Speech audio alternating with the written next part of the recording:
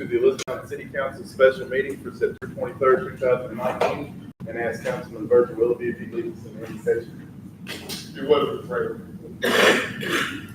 Heavenly Father, we thank you for this day. We thank you for your goodness, or just for life in itself, which we know is a blessing. We pray for Michael and his family, lost their son Chris. We just ask you to strengthen them, help them, Lord, and know that you are present. Again, Lord, we just lift up his family, extended family, and friends of this particular family. Lord, of others that have passed away recently in our community. Lord, we just thank you for your goodness. We thank you for all those things that are provided in our community. I thank you for all our department heads and how they provide guidance and leadership to our city employees. Lord, we just ask you to continue to watch over them. And Lord, just keep them safe. Lord, I pray for our mayor and our council members. I thank you for his leadership. And Lord, I thank you for the other council members here. They have helped me, Lord, just to learn and grow in this position. So Lord, just ask that you would just go with us throughout this meeting. Help us, Lord, as we make decisions that will impact our community, those things that will just bring honor to you. We thank you again for all your goodness. In your name we do pray. Amen. Amen. If you remain standing and face the flag for the pledge. I pledge allegiance to the flag of the United States of America and to the republic for which it stands, one nation, under God, indivisible, with liberty and justice for all.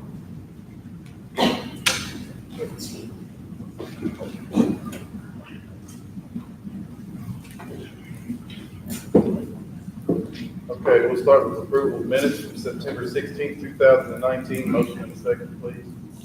Motion. Second. All in favor? Aye. Opposed? And Jessica, if you'll forgive me, I'm going to jump out of order real quick. My friend Craig Thomas is with RBS and has done a good bit of the work on our fire station is here with us today, and I'm going to go ahead and call this first municipal order, number 51, 2019, accepting bid from Jenkins Essex Construction for Elizabethtown Fire Station number 2. Dee Dee, if you would, please. Yes, sir. At a regular meeting of the City Council of Elizabethtown, Kentucky, held on the date set out below, a motion to, and after first being read, a motion to adopt the following municipal order was duly made, seconded, and approved.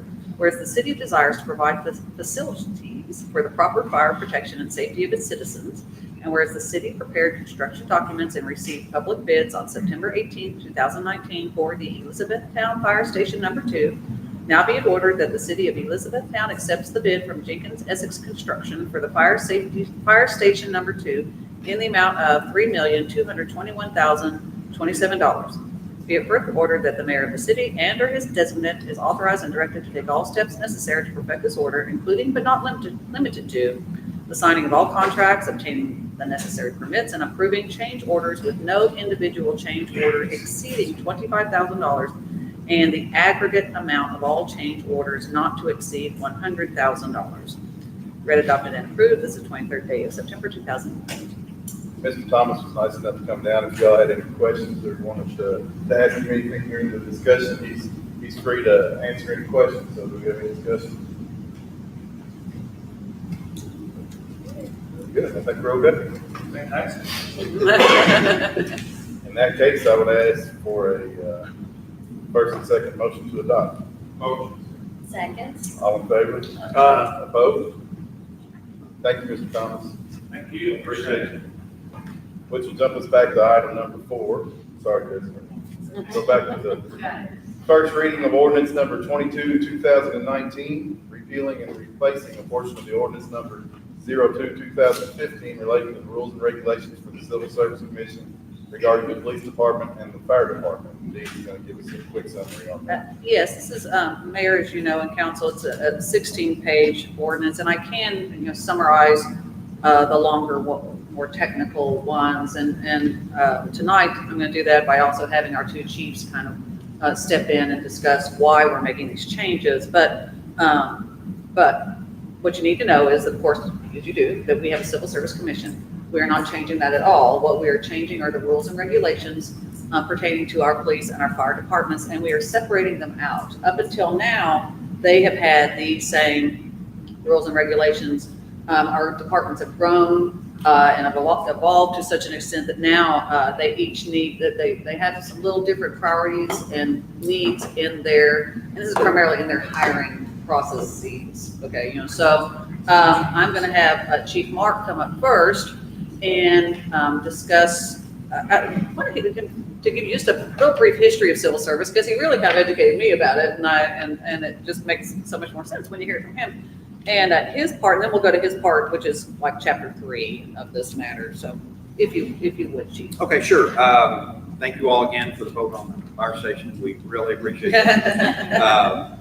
The civil service, I came here, it was, the city was civil service, and that was a huge draw because it gives the employees some protection. So the first part of the civil service makes sure that the employees aren't hired because of a political favor. So, that's the first part of that language. And then when it comes to discipline, if they feel like they're being singled out or being unfairly treated, they have some place to go to make a appeal, which is through the Civil Service Board. The Civil Service Board is completely neutral. So they are both, I think it has to be equal amounts of Republicans and Democrats.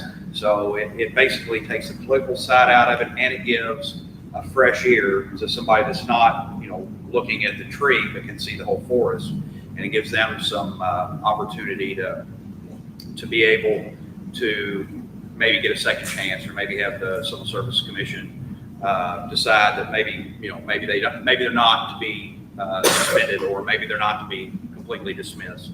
And then it also, the third thing it does is it allows for promotions to make sure that, the good old boy system, as they say, is not used. So it is based on your merit, it's on your ability on testing, and on your ability to orally, or there's an assessment center that we've added into these, and those are basically skills based. So you get to, and they're different for police and fire, but you may have to set a schedule for the day and make that work. You may have to call someone in to do a disciplinary hearing with them. So it gives a panel the opportunity to look at those things and see how that person's going to perform. I've sat in on some assessment centers in Owensboro, and you get a wide variety of candidates. So it's a really good mechanism for that.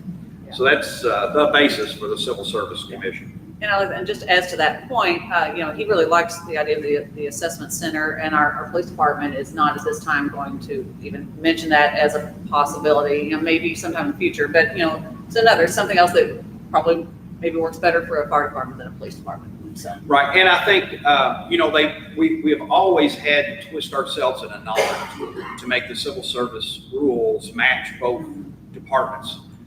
You don't hear very many volunteer police departments. You hear a lot of volunteer fire departments. So the state law is written in a way that is different on the police side. They have a centralized training center. Everybody goes to the academy at Eastern Kentucky. On the fire side, everything revolves around the volunteer service. So basically we have to train our own people in-house, or send them away to specific schools that deal with one particular topic. For instance, firefighters rescue and survival is one of the things that's required by the state. We can teach it in-house, but it's better to be taught at a training center where you get multiple candidates. So it's a fairly labor-intensive thing. So basically, by splitting these up, we can be a little bit more specific about what KRSs that cover the fire department, as opposed to KRSs that cover the police department side. So yeah, as you go through this, then you'll see a lot of the red ink is just, in chapter 2, which is police, striking fire department. In chapter 3, which is fire, striking the police department. So that's a lot. So there's just a lot of those kinds of cleanup things. But I think one of the big Yeah. changes is we have a lot of applications that are requested from out of state, and a lot of times those go through Barb's office. So we've added in a provision where you can turn your application in to either the office of the fire chief or human resources, either one. And then really there's not that much difference on the entry-level exam. It's still 50-50, 50% of an oral interview or 50% of a written test. That side hasn't changed much. And then basically we changed some of the language to the panel. Instead of a specific 3-person, because the scoring, I can do 4 people. Basically, we switched up I'm getting ahead of myself. So we didn't change much else on that side of things. Now, when you move to the promotion side, that is where things have changed a bit. After consulting with the police department, we both felt like that people that are coming in from another service that is similar to ours, we specifically put in Chapter 95 because we're a Chapter 95 fire department. So there's certain criteria we have to meet. Well, these people have already met those. So once they're off probation, I know for myself, I have some people from other paid fire departments that have 15 years in that would be eligible to test, would be a good candidate to test. So we're going to allow them to count those years to make them eligible to test. I think PD has set up something similar on that. Yeah. They don't get an advantage. They just get the ability to test. And then the other big change is where we're talking about the scoring points. We did 45 for the written exam, 40 for the oral interview or an assessment center, and then 15 points as a suitability score. The city decided to go away from a points-based evaluation process, and in the old civil service rules, 12 points were given for the evaluation process and 8 points for years of service. So basically, now that we don't have those 12 points had to be divided somewhere else. So we looked at what are some of the traits that we wanted to see in a firefighter to be promoted to lieutenant, and then in a lieutenant to be promoted to captain. And if you look on those pages, so they get 5 points each for, if you're moving to lieutenant, it's up to 5 points for each one of those. You get a half a point a year up to 10 years. So you get 5 points on longevity, and then you get the 5 points for education. And the state of Kentucky, for the fire commission side, deals with hours of training, how many hours you've put in of training. We count hour for hour. So I put those in there as well. So you can either have so many hours of training or you can have a bachelor's degree. The state requires 400 hours at the beginning and then 100 hours a year above that. So for 1 point, you've had to go at least 100 hours above that to be able to get that point. So that shows that you're motivated to go out and get training outside of just what's provided here. So that's an incentive to go get some more training. IFSAC is the International Fire Safety and Accounting firm. Basically, they're a grading firm that makes sure that everything is done correct. I don't think I got the IFSAC correct, but Fire Instructor 1 is a certification that we want them to have, and that allows them to now teach in-house. So a company officer should be able to train his guys. And then on the captain side is Fire Instructor 2. They're making some changes to where you have to be Fire Instructor 2 to do live burn. So we want the captain to be a little bit above that lieutenant level to be able to oversee those larger training exercises. So that's just an example. Other than that, everything's about the same. We did move some stuff around to make it flow a little better because we felt like it jumped around a lot. So that's some of the changes that you might see. We split some of the numbers up, and we'll probably revisit that because as we're doing them with chapters, we didn't exactly do it that way. So, any other questions on the fire side, or any questions on the fire side? Good, thank you. All right, thank you all. Thanks, Chief. I did want to point out that Al Freeland is here tonight. He's the chairman of our Civil Service Commission. You all know, but he's been very involved in this process, this evaluation, and figuring out the proper changes. So, Chief Thompson. We're going to do something like that. Same but different. Same. No, actually, part of this came, Chief Malone and I started talking that the current civil service standards, they were kind of mixed and melded together for police and fire. And we're both civil service participants in our system. However, the jobs are almost exclusively different when you start to look at tasks and responsibilities for each of our departments. So we just felt we could probably streamline the process, the hiring process, much as Chief Malone stated.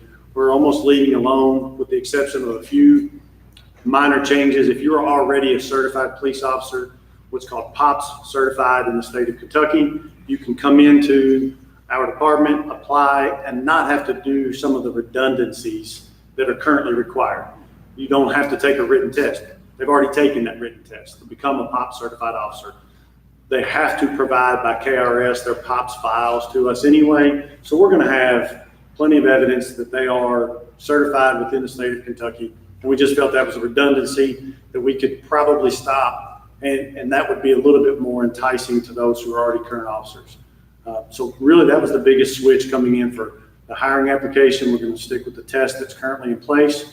Our promotions are changing quite a bit actually, because we're going to do more of a content based on Kentucky law and E-Town policy with one supervision book. In the past, it's been a little bit different where we've had a mix of about 5 different supervisory textbooks that we've tested on. And we just feel like we would be better suited. Even those that don't promote in the process, they're learning more about our job, our craft, our internal policies, state law. So going through that process, even without that promotion, they've gotten better knowledge, job knowledge, that's going to take them further for maybe the next promotion cycle.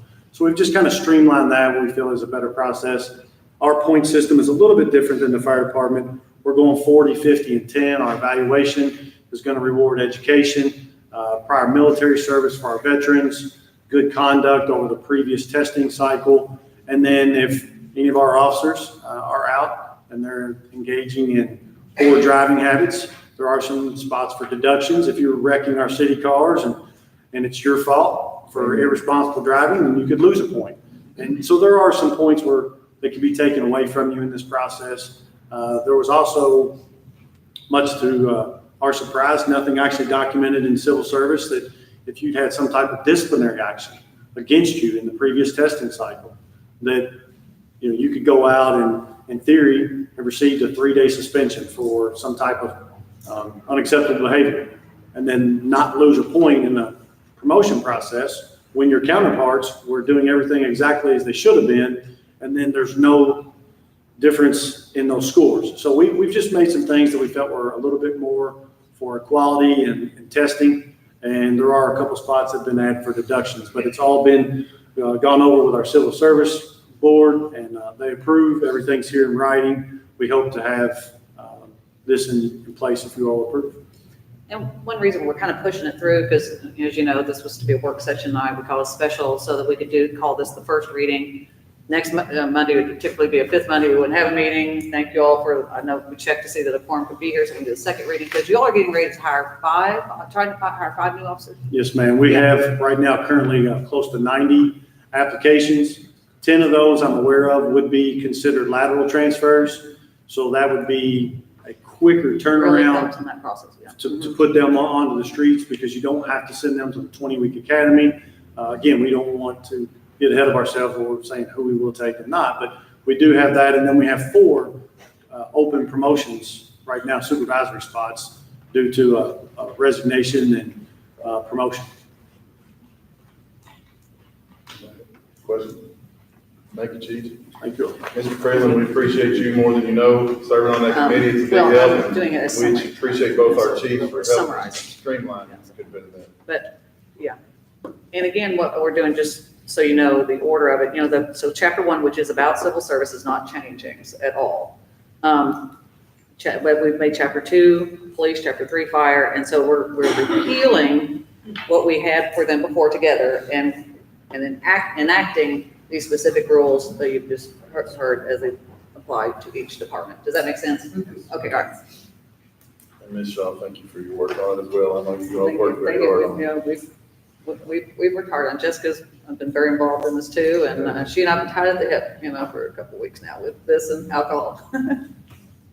Which brings us to Municipal Order 52, 2019, amending the alcohol policies for city facilities and parks. Mrs. Shaw, if you would please.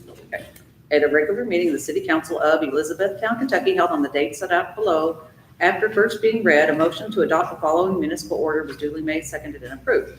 Whereas the city adopted policies relating to alcohol at city facilities and parks in February 2012, which have been subsequently amended in March 2015, December 2016, and April 2019. And whereas the city desires to amend the current alcohol policy to assure compliance with all state and local alcohol rules and regulations, Be it ordered by the Elizabethtown City Council that the alcohol policy for city facilities and parks be amended per the attached policy document. Be it further ordered that the mayor of the city and or his designate, and he is hereby authorized and directed to take all steps necessary to perfect this order. Now, you want me to go ahead and read the policies? You know? Can't do it. Okay, so for Pritchard Community Center, alcohol is allowed to be served or sold if all of the following are met. The entire facility must be rented. All rental contract requirements must be followed, including submission of an alcohol sale and serving plan. All proper state and city licenses and permits, business license, ABC license, et cetera, have been obtained if applicable. The rental must be a private event and not open to the public. During the rental, those who sell and serve alcohol have received the proper training and are age appropriate. The renter must sign a waiver of liability and indemnification. The renter must provide proof of liability insurance coverage with the city as a named insured at a minimum level of $5 million. The renter is responsible for providing security. Now, for the State Theater, which is now different because we now manage and operate it. And we have a permanent by the drink annual license that the Historic State Theater Board shall establish criteria for the selling and serving of alcohol, and no other person, group, or entity shall be allowed to sell or serve alcohol at the Historic State Theater, and that is per KRS 243.110. For other city parks and facilities, I cannot say facilities today, alcohol is not allowed to be served or sold at city parks and facilities, except one, alcohol may be allowed to be served or sold at the Elizabethtown Sports Park for non-youth events, provided all ABC licenses are obtained and city state laws are followed.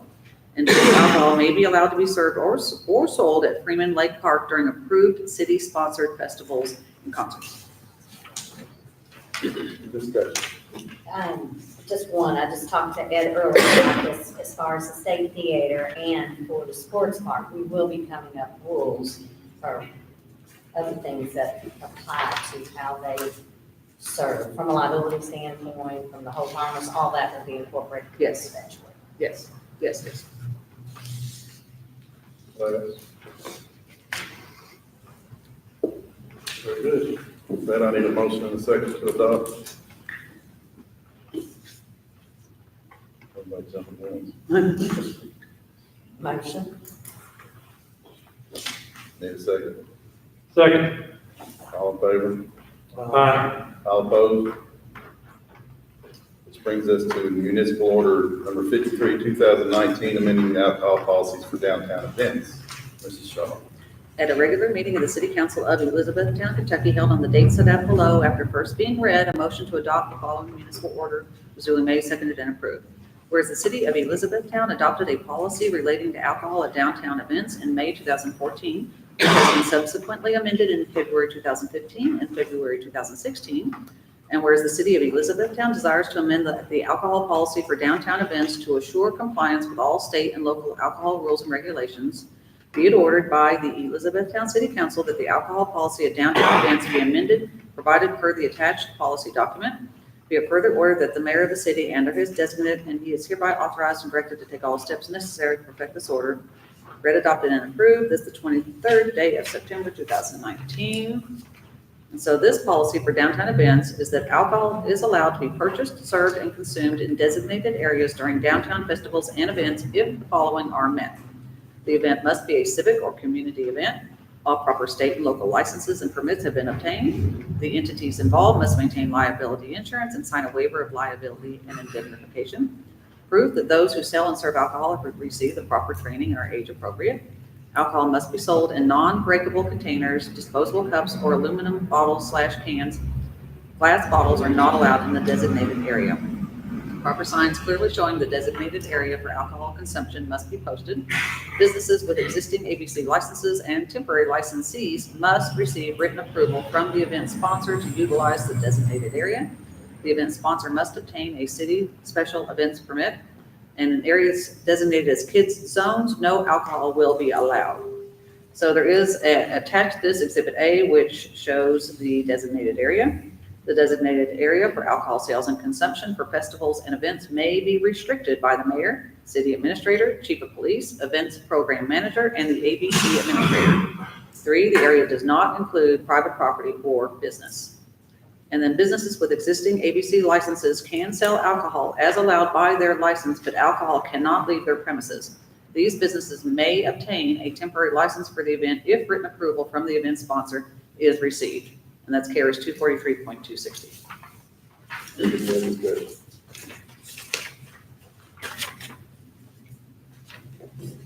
I need a motion and a Motion. second to adopt. Second. All in favor? Aye. Opposed? And I need a motion and a second for adjournment from our special meeting. Motion.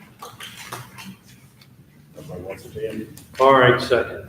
All in favor? Get back here. All opposed? Which will bring us to the Elizabeth County City Council work session for September 23rd, 2019. And we'll start right off with food truck fees. I think that's you, Jeff. Look at the fire chief, I don't know.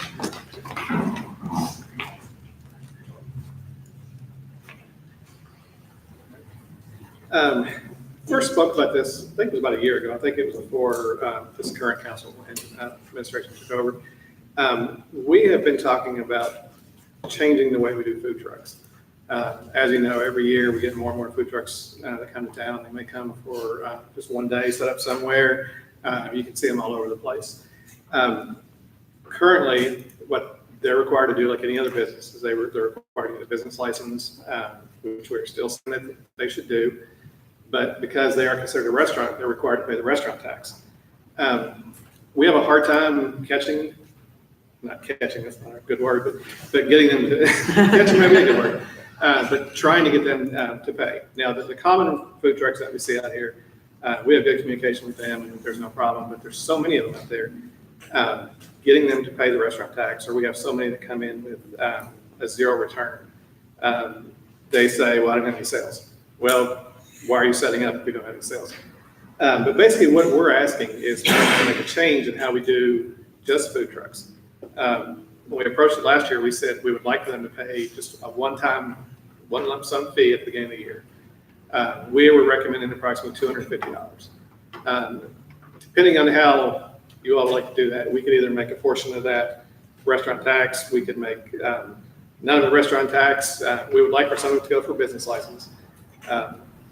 But if we do this, they would not be required to pay a monthly restaurant tax or file a monthly restaurant tax return. That would eliminate a lot of work on the city's part, trying to make phone calls, letters to these people that are, a lot of them turn in zero returns anyway. Advantages to us are obviously less of a workload to chase after no money, basically. We're guaranteed to get some money out of the food trucks. So at least we come away with, actually, if we collect from everybody that has a food truck license now, we would get more money by a flat fee than what we're collecting right now. Food trucks, we've talked to some of them, and they seem to be in favor of it because they don't want to have to report numbers every month. So we think it'd be a win-win.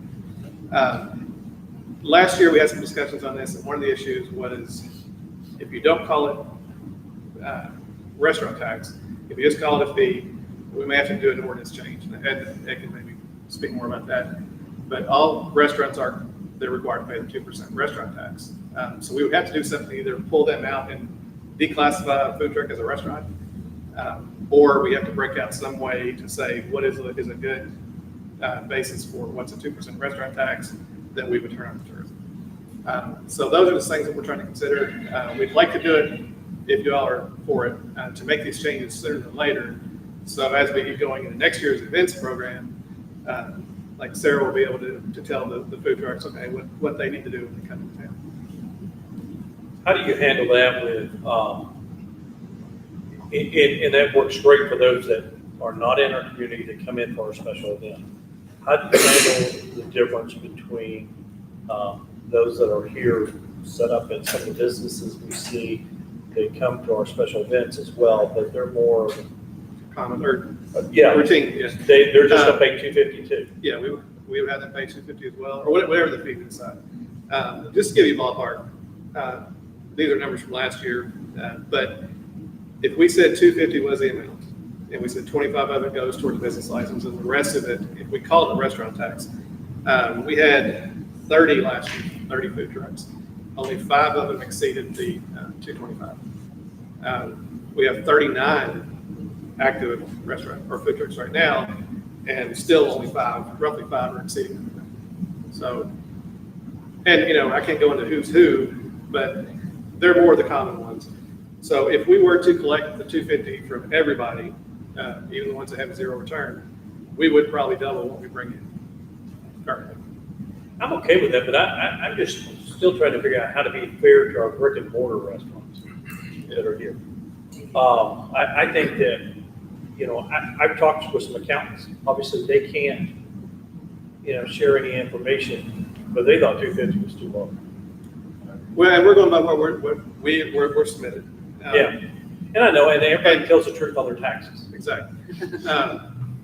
Now, there are some food trucks, of course, that maybe some of the CPAs are seeing, hey, this is my total revenue for the whole year.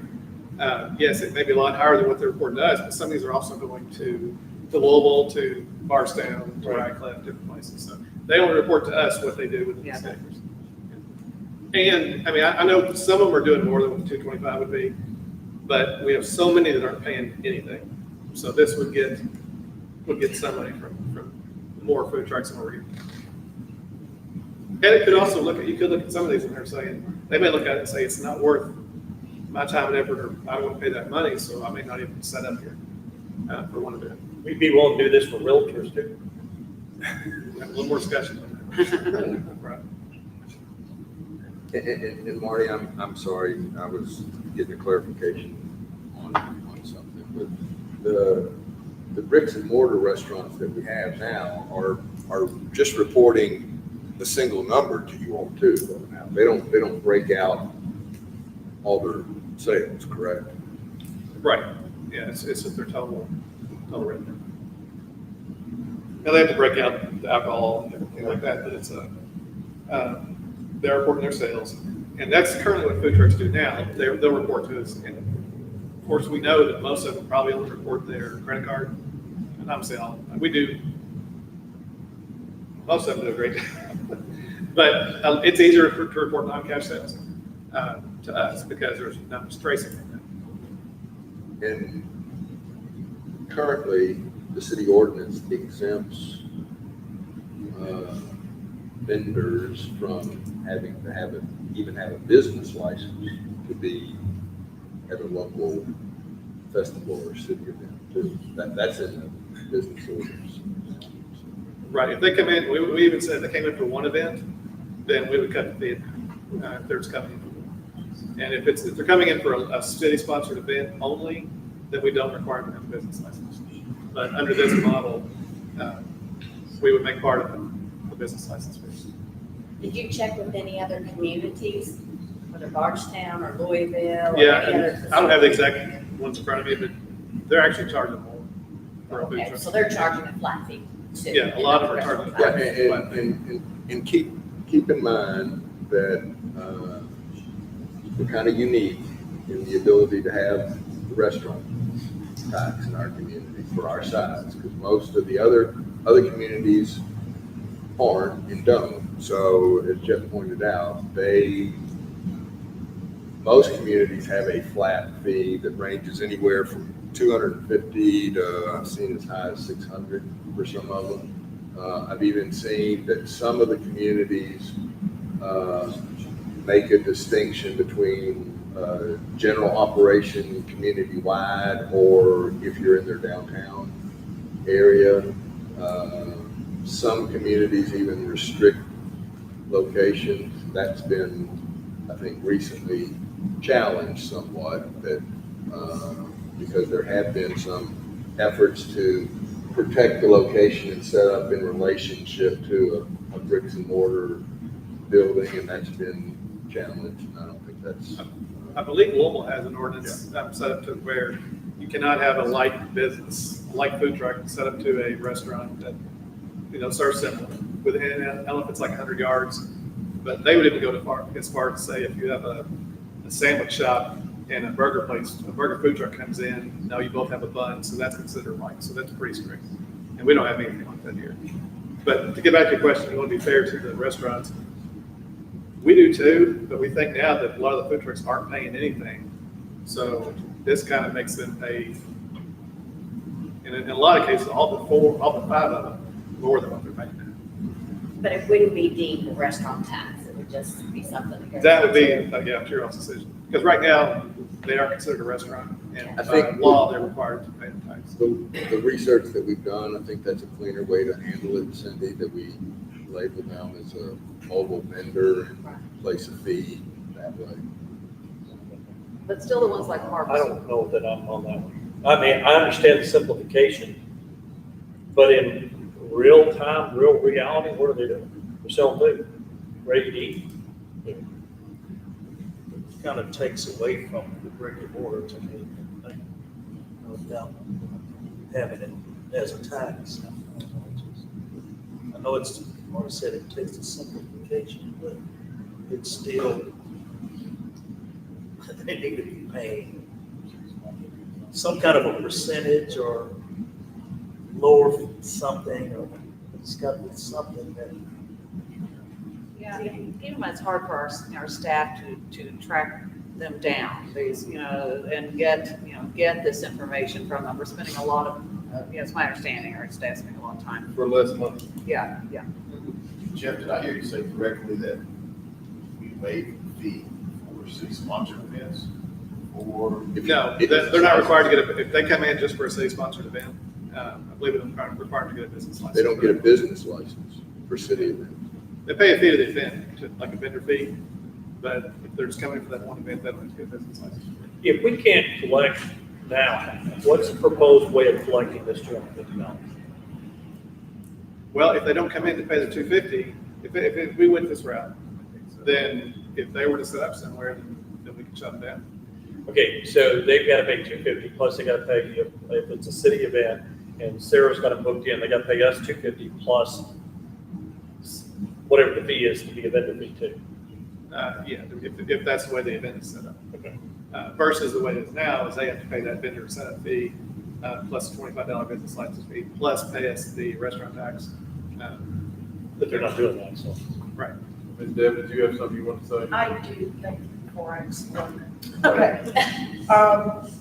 I know that Wes and them probably have a software program the same way we do for our restaurant, that whenever it's time to pay our city restaurant tax, Daniel prints out, the report, then we get the form off the website, fill it out, and then he runs it over to pay the tax.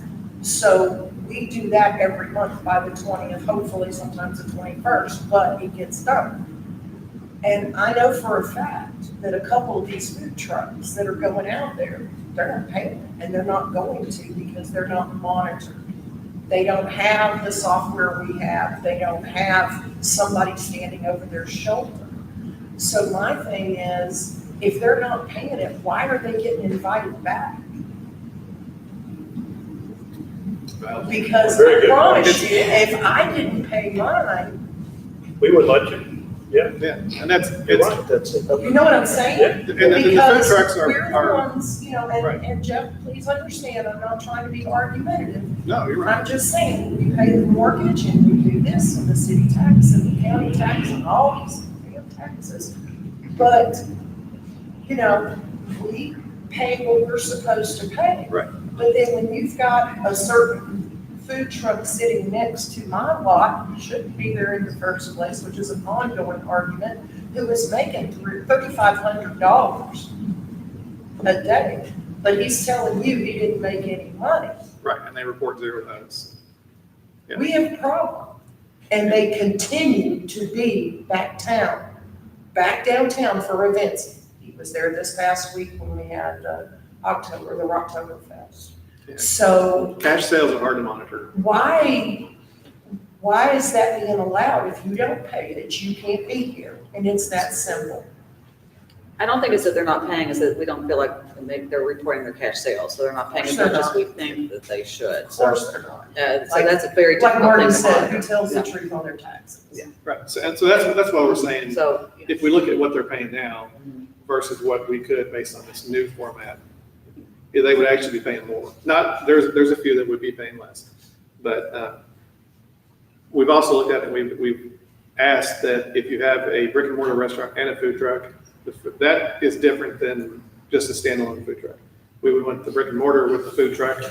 The food truck would just then be an extension of the restaurant, so they would still be subject to the restaurant tax. But don't they operate that food truck as a separate entity of the business? That one group specifically does not. We go by tax ID number. Okay, gotcha. Yeah.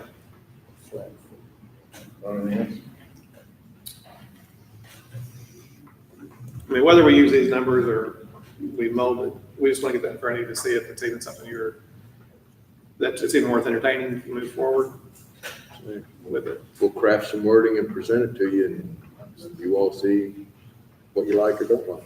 I still think it's gotta look fair to our. Oh, and by the way, throw all the taco trucks out there if you can, but let's keep the pizza and barbecue off the square. And I still feel like it's unfair to our brick and mortar businesses down there if we're not charging them a business license fee for a city sponsored event, we just pay them for that one event. But we're turning around and charging them for another event, but. I'm not sure when that procedure got started, but that's been as long as I think we talked about it, when we talked about it about a year ago, the same feeling was, we don't think that's quite fair, but we never brought it back up again. Now, if, Yeah, like I said, that's not in the restaurant tax ordinance, that's in the current city business license ordinance, and I think that's been in place 20+ years, man. Now it's time to change it. and that is only for city events too, so Yeah, if, Just like trying if to. the Heritage. Yeah, Guest- just so I appreciate it. Yeah, so like a second Saturday, that's not a city-sponsored event. So those vendors should be required, they are required to get a business license. Now, not every one of them does, I don't think. But if we see them, we try to go make sure they do. But we do think something has to be done, because we do want to make sure the field is as level as possible with the brick and mortar.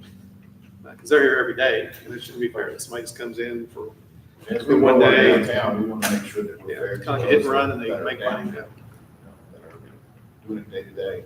So And as that's Ed why pointed we're, out, if they're not paying, then Right. they shouldn't come back. that's why we figured it might be easier to collect it up front. At least they're paying something to us up front than trying to chase them down and argue with them and say, what did you know? It's like, I saw you up here, you're saying that nobody visited your. So when they get their business license, they would pay that $250 at the same time. We get the money all up front to get their business license. And then they wouldn't be required to file a return every month. And off the top of it, as you said, we'll be paying more than they would have been paying in the first place. Yeah. More than they were reporting, so. And the ones that are paying more than that now, they would be paying less, but they're the ones that I think are upfront. and limit the types of trucks that are coming.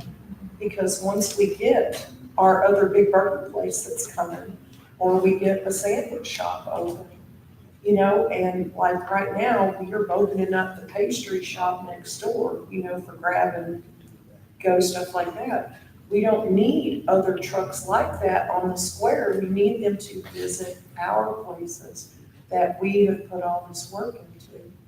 Yeah, that kind of goes back to like the local ordinance of. Yeah, throw the taco people out there, put some burritos Yeah, out so like- there. Whatever, that's no competition. No competition. Keep the barbecue off the square and the pizza. Jeff, when you looked at it real quick, and I promise the mayor, I'm gonna shut up here. When you look at the 250 number, Yeah. are you, because you backed into this number, is it off the 2% restaurant tax number, or are you off the 1.35%? The 1.35% would still be valid. If they have employees, they would still be required to pay occupational tax. Okay, well, I'm talking about on net sales, really, to try to figure out where did you come up with that 250? Because if you're talking about trying to get the 250, you gotta hit about $12,000 in $12,500, sales to be able to get the restaurant tax. So apparently, we're calling this a restaurant tax. Because that's how we're calculating. We kind of looked at it as based on what people were paying now. Yeah. And tried to look at it. Okay. I would say it's not mathematical, it's kind of a ballpark, what they're paying now. Right. And looked at where the cutoff would be of who's over and who's down. Okay. Yeah. But yeah, it wouldn't affect occupational at all, but then most of these food trucks, they don't have any employees, they just have.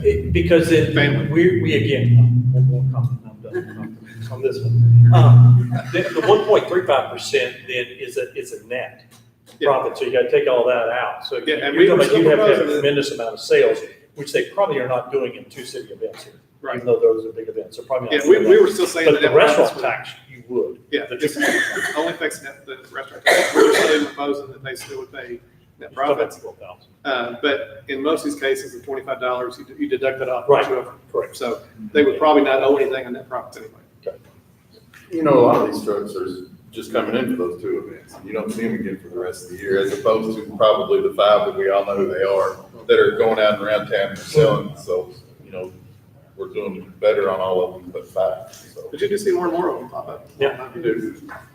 Well, they're always gonna go where, you know, the least resistance is on paying taxes. Sure. We like to eat around here too. So. Why is it that these people go downtown and sell? Why do we? Why do we allow that? I like around this where it says. You mean for special events? No, I'm just saying, on a daily basis. We don't. Well, we don't on city property, I but mean, they're private set up property. on private property. Yeah. See, the Jones people We can can do that. control They that. can't control the private property, but city property, they're not allowed to. We've been able to, like Erickson, when, Erickson, he can allow these butts to set up on my property just because they're both jerks. We can't control. So, That's a quote of the meeting. but I mean, and that's happened 3 years in a row, and it happens every single festival. So there's nothing we can do about that until I get a backhoe and do a big hole. Okay. So moving they on. can set up, so they can't set up. but we have, Is there a limit on how many you're gonna sell as far as licenses? Or you have cap it at a number? we've never done that. It's a business. It's not like an alcohol license where we're only limited on how many we can have. That, to my knowledge, that's never come up on capping on the number of. And just for the record, I don't really care what kind of food is sold there. Pretty confident in your product, right? I wouldn't have any right, if a pizza restaurant wanted to open across the street from me, I wouldn't have any right to tell them they couldn't be there. I don't know that we can regulate that anymore. Our biggest day of the year is during Blues and Barbecue. So there's 20 food trucks out here. It's our biggest day. Good day for everybody. It is ours too. The only thing I'll say on the private property is we have asked businesses that have had food trucks on their down Dixie Highway. If we know they're coming, we make sure they have a business license. If they don't, we tell the owner of the business, they're not allowed to set up unless they're fully licensed. But we can't stop them that I'm aware of, giving us a different name, from setting up on private property. I think it would just be nice to have a variety of foods instead of, you know, all the same thing.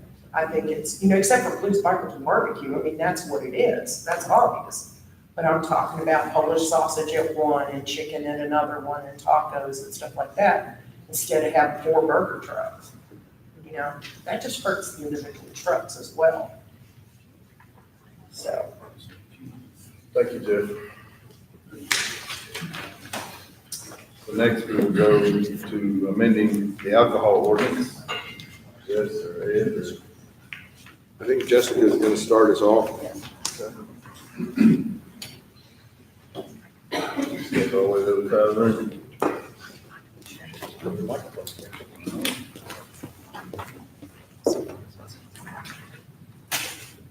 All right.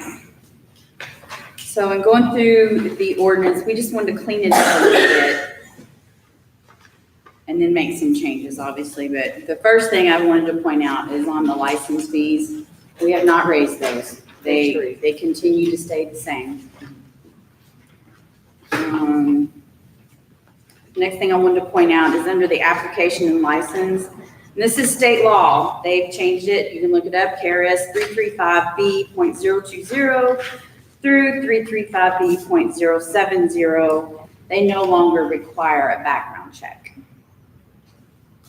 And that's state law. Yeah, that was part of the criminal justice reform, and it's called the second chances rule. And we looked at it again today. It is interesting, and it just says that you shouldn't just deny a license or occupation just because someone has a criminal conviction. But that if someone does have a conviction that would cause conflict with in this situation, the alcohol license, that we can deny it, but the burden of proof that it would impact the license, it would be on us, in denying the license. And so, again, was another thing we learned at the alcohol summit, that the state is just like, we're not even gonna do background checks anymore. We still could, I think, we had this discussion today, I mean, they basically just said, it's a waste of time and money. Don't do it because, it's meant to, give people the right and chance, to do better, and, so. Yes. So in continuing on, again, we've cleaned up some things, but moving forward into the hours for sale and delivery, that's something we talked about last time. So we went ahead and we put it in there, Sunday through Saturday, 6 a.m. to 1 a.m. I hadn't heard from anyone otherwise if they wanted to do something different. Okay, so then on to conditions, prohibitions, and restrictions. One of the things I really wanted to talk about was strengthening in our ordinances, defining the outside areas in our parking lots and ensuring that it is defined. I think some of our places do a very good job of it and some others don't. So we just wanted to strengthen that. Defined meaning by fencing or? Well, we kind of left that more along the lines, let's see what I said. We're gonna A define with a physical boundary. boundary, which is a fence, wall, or shrubbery as approved by the city ABC administrator in conformance with local, state, and federal rules and regulations. Want to make sure that we're defining the area, but we also make it into exit areas for the fire department to make sure we're compliant that way. We were also requiring signage to be done, as Jessica points out, not just because they're here, but the folks at Wicked Eyed Woman and Impels Aries both have a defined outside area. They've done it with a fence. They've got, it's well done. So that's the kind of example that we would say that we're going to try to pursue in the future. Okay, so the next thing I wanted to point out is on the mandatory beverage service training. I didn't feel that it was very well, it just said that we could do something similar to STAR. Well, we will accept that, but we will also accept others. There's ServSafe. There's programs out here that these corporations have come up with, and they actually are training on a yearly basis versus STAR is every 3 years. So as long as they can show me their training program and that they have trained their employees, I will accept that. And then also that they have that on premise, that I can see these records at any time. And we That would want them- address it, 5-star is the one that Duke of Yes, Illinois that's does. correct. That program sort of addresses it. And it's a very good program. They do it yearly. It's not every 3 years, it's yearly. And then also I want to see these training records when they come for renewal. So if they want to renew their license, I'm going to make sure that they're in compliance with every ordinance, hopefully in the city, but also gives us some teeth with our other departments. And then I also want to see those training records again. On the enforcement side, for our ordinance, one of the things we've kind of developed and that we've been doing, been going out and visiting every week, a couple of businesses at a time, and we want our businesses to be successful. We're not a successful city without having successful businesses. And that's what I tell everybody. I want to work with them. I want them to know we're partners with them. But I need you to follow the rules. So along with that, what we've done is we've developed, if I see something that you're not in compliance with, I'm going to give you an opportunity. I'm going to give you a warning. I'm going to give you a date to comply. If you haven't complied by that date, we will then go into a process of fining $100 per day for 7 days. At the end of that 7 days, and it'll be on that fine, we will then take your license. So it's a progressive punishment that, hey, just comply. And really, that's all we need. We want to work with you. We don't want to fine you. We don't want to take your license. We just need you to follow the rules. But we have it in place if we need to do this. And we want to take, take the position of being more proactive in these Yes. endeavors. And this is, she's just started this visitation program, if you will. We presently, our state ABC enforcement officer position is open. And so we really feel the need to step up our end and what we can do for compliance. Yes. And I have to say, there's been a few businesses that have told me I'm the first person they've seen, state or city. So that speaks volumes to me. Some of those since '02. Yes, sir. Yes. Let's see, and then we go into penalties a little bit more, and that really goes into offenses that, which do not require proof of compliance with our ordinance. We're probably a little more into working with the police department on this side of things also, that there's been something severe happen. In a nutshell. Do y'all have any questions? Good job. Yeah, thank you. And to segue off of that just a little bit, I do want to talk to you all about something that we discussed before. Jessica touched on a little bit, Edie touched on a little bit, but as I said, in 2002 is when we started selling drinks in the restaurant by the drink sales. And at that time, we initially had 14 licenses. And then in 2012, we chose to include package store sales, and that increased the number of licenses overnight from 25 roughly in 2012 to 79.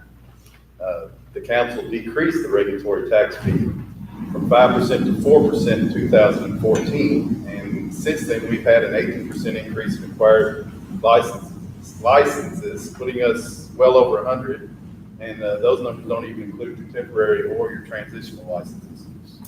Last fiscal year, we took in approximately $935,000 in alcohol regulatory tax money, and that money is required by the state when we use it to be used for alcohol-related administrative and enforcement, criminal prosecution, and alcohol-related rehab and recovery.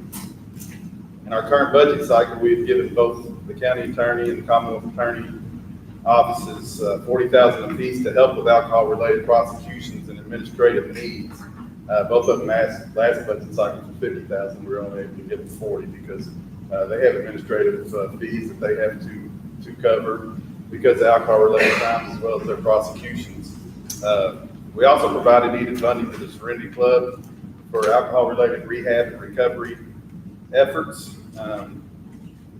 Back in 2002, when we started selling by the Drink in E-Town, the public spoke, and they voted that in. And since then, we've grown to packaged liquor sales as well. We realize people enjoy going out and they enjoy having the option of having a drink with their meal and so on. And as we just discussed, in favor of expanding that even more by changing that from your 6 in the morning to 1 in the morning. So that really opens it up for everybody. So we feel like we're trying to be as accommodating as we possibly can to our citizens and also to our businesses. But like she spoke, where I feel like we come up short is on the enforcement side of it. And so we have a city clerk who I would not trade for any certain city clerk in the country. She's as good as they come. I'm very proud of her. And she's been wearing 2 hats for a long time. She's also our ABC coordinator, but that's quite daunting and that's quite a job for her. And trust me when I tell you she doesn't get paid enough to wear both those hats. She does an excellent job, but it is our feeling, or at least my feeling, that we need to go and we need to hire a full-time ABC coordinator. I don't know what that salary would look like yet. There's obviously a benefit package that comes along with that, a vehicle for he or she to be able to go out and visit these businesses where we have over 100 licenses, and to make sure that we're doing what we're supposed to on the enforcement end, because in my opinion, it's very irresponsible that if we don't have that in place. We need to make sure that we have somebody out checking and making sure that our servers are trained and that everybody's getting their fees in to keep it equal with all of our businesses that are doing the right thing. So in my opinion, and I'm laying it out there for discussion, I think we need to look at possibly raising the tax back to 5% from 4%. That money goes to funding the police department, it goes to funding enforcement, Chief Thompson will tell you that the past 2 years, 49,000 man hours have been spent by our police department on alcohol-related calls. And so I think that's something that we need to discuss. I think it's something we need to talk about. Nobody sitting up here is in favor of jumping your taxes up. It hasn't been done in how long, Marty? You always tell us. A long time, maybe. 11 years. Nobody up here is a pro-tax person. But I think, like I said earlier, we're being irresponsible if we don't take into account the fact that it's too much for her to do to go out and be expected to go out. And she said she's going to 2 restaurants a week. Well, I mean, it's gonna take her all year long to get through every license we have. And then that's just not active enforcement to me. So that's just one of the things, but it covers lots of different things that we use this money for. And Jeff will have the numbers better than I do if anybody has any questions on it, but I definitely think it's something we need to discuss. And out front, so we don't just come in and vote on that, and nobody knows anything, or had the opportunity to discuss it, so we're trying to be transparent, at least I am. So I'd love to hear thoughts on that. Jeff, you have any thoughts? I'd be disappointed. I would relinquish my liquor license to my son today if I could have that job. Oh, the job, you want to. I have experience on what you're not supposed to do and what you can do. And she has done an amazing job. And this is my 3rd AUC administrator that I've gone through, and I love Tom, but you're my favorite. Well, I gotta put on the record, she is wonderful, like I said, She's just but so it's too much for her to do, and do her duties as a city clerk. I'm gonna say, I like Tom too, but sure. You're always here talking and get on it and talk. Stacy, what's your thought? I think it's needed. I think we need somebody full time. Definitely. Not that Jessica hasn't done a good job, but I do feel like it is an accurate statement that she's pulled too many different directions, and you can't really babysit it. And quite frankly, as someone who owns a business who likes to do it all by the book, I know there's others that get a little bit gray area, and personally, I think we need to even the playing field a little bit by policing those and forcing them to play by the rules. So I think it's a good idea. As far as the tax increase, my first thought was, what are other cities charging? What are their rates? And I wouldn't be against it necessarily, but I wouldn't mind seeing what some of the surrounding, like what's Bardstown charge, what are their rates, and what's Louisville and Bowling Green, things like that. I wouldn't mind seeing those numbers as a comparison. And that's something we can look up. Right off the cuff, I don't know what they are, even Jeff.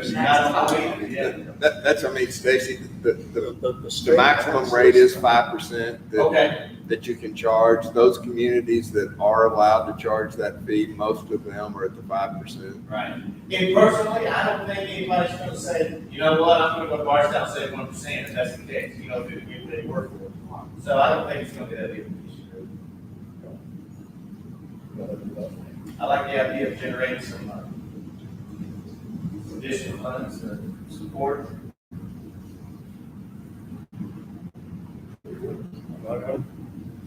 It's all about enforcement. It has to be. First one I know firsthand because our previous careers, we weren't ABC officers, but we know that if you let it be the Wild Wild West, it's going to be the Wild Wild West. So we don't want to get into that. We have a great town. We're open. We're not anti-alcohol or pro-tax. We're open to everything that we put on the table, but we want to make sure that we're being responsible and doing what we're supposed to do and taking care of our citizens as well. So that's the only reason we're proposing that. Right now, we just got a spot where the state doesn't have an ABC officer. There's nobody left. So we almost have to have something on our end. Exactly. Take up that- All take the up that good spot. people have moved to different departments because there's no support. Okay. Well, I appreciate all of you. And with that, if we don't have anything else, anybody else for anything on the notes? I do want to thank Parks and Recreation. The festival this weekend was fantastic. Crowd maybe down a little bit, but that's obvious. There were big events in Louisville, one in Bardstown. But for the most part, I think it went over well. Sarah and her team worked diligent, and the Parks and Recs people were out there all day. Most of the day Friday, helping set up the tables. And we had it all broken down, and I was leaving at 10:30, so I was excited. But I went there till midnight.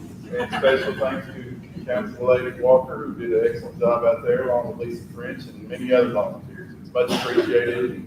It's a really great event. We had a good time doing that. Yes, sure. I know it's definitely. That's my great job.